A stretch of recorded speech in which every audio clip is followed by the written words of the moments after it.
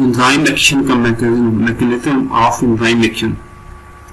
जब एक enzyme substrate के साथ जुड़ता है तो एक कार्बनिक एंजाइम सबस्ट्रेट कॉम्प्लेक्स बनता है।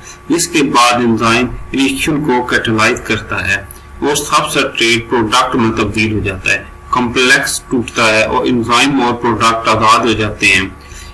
एंजाइम प्लस सबस्ट्रेट इसे बनता है सबस्ट्रेट कॉम्प्लेक्स और इसके बाद एंजाइम और प्रोडक्ट बनते हैं।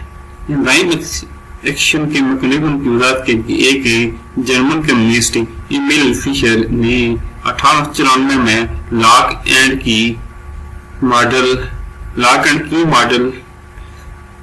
पेश किया। इस मॉडल के मुताबिक एंजाइम और सबस्ट्रेट दोनों की शिकल मखसूस होती हैं और दोनों एक दूसरे में मुकम्मल फिट होते हैं।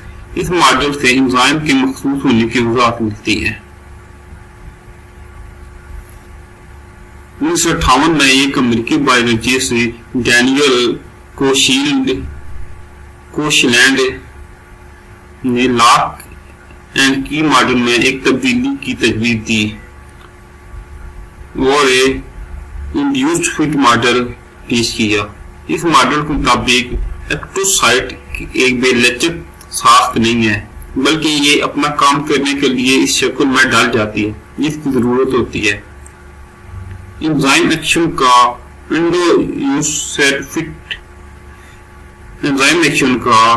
Induced fit model lock and की मॉडल की निस्बत ज्यादा काबिल कबूल है।